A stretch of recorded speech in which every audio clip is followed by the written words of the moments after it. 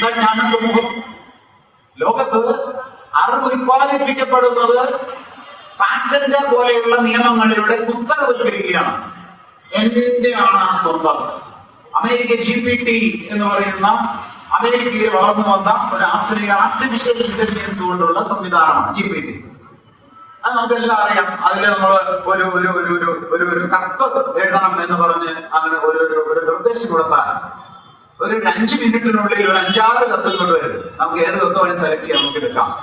അത്ര പുതിയ ആധുനിക സംവിധാനമാണ് ആർട്ടിഫിഷ്യൽ ഇന്റലിജൻസിലൂടെ വരുന്ന GPT, ചാറ്റ് GPT അമേരിക്കയിൽ ഉണ്ടാക്കിയത് ടെക്നോളജി മാത്രം പറയുന്നവരുണ്ട്, സാങ്കേതിക വിദ്യ മാത്രം പറയുന്നവർ അതിഗംഭീരം. ഗംഭീരല്ലേ? സാങ്കേതികമായി ഗംഭീരല്ലേ? അത് പക്ഷേ ആ സാങ്കേതിക വിദ്യ ഒരു കോർപ്പറേറ്റിന്റെ സ്വന്തമാണ്. ആ അറിവ് ഒരു കോർപ്പറേറ്റിന്റെ സ്വന്തമാണ്. ആ ജ്ഞാനലോകം കോർപ്പറേറ്റിന്റെ മാത്രമാണ്. അതാണ് പ്രതിലോമപരത, അതാണ് അതിന്റെ പ്രതിലോമ ഭാവം. അത് ഒരാളുടെ സ്വന്തമാണ്. ചാറ്റ് GPTയിലേക്ക് നയിച്ച ലക്ഷക്കണക്കിന് കണ്ടുപിടുത്തങ്ങൾ, ഇപ്പൊ കുറച്ച് ടെക്നിക്കാണ് എന്ന് പറഞ്ഞ് എല്ലാവർക്കും മനസ്സിലാവുന്നില്ല. അവിടേക്ക് നയിച്ച ലക്ഷക്കണക്കിന് ചെറിയ ചെറിയ കണ്ടുപിടുത്തങ്ങൾ ഓരോ വ്യക്തിയുടെയും മറ്റു രാജ്യങ്ങളിലേക്ക് സ്വന്തമായിരുന്നു.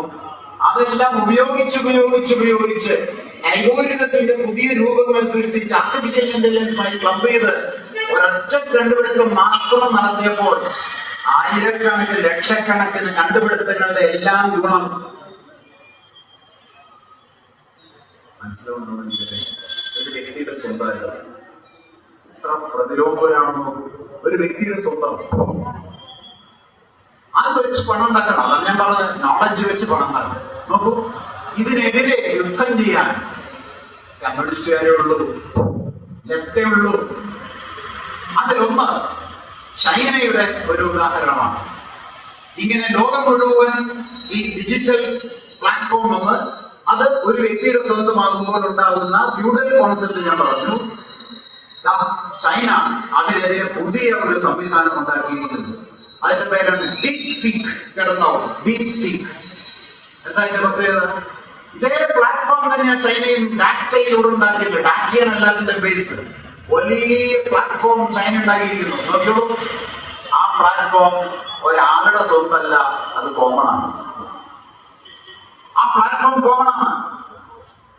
ഈ പരിപാടി കേൾക്കുന്നവർക്ക് ഇപ്പൊ വേണമെങ്കിൽ DeepSeek ഉപയോഗിച്ചിട്ട് നിങ്ങൾക്ക് ഇഷ്ടം പോലെ പ്രോജക്റ്റ് ഉണ്ടാക്കുക ചെയ്യാം. ആ വ്യക്തിയുടെ സ്വന്തമല്ല, അത് സമൂഹത്തിന്റെ സ്വന്തമാണ്.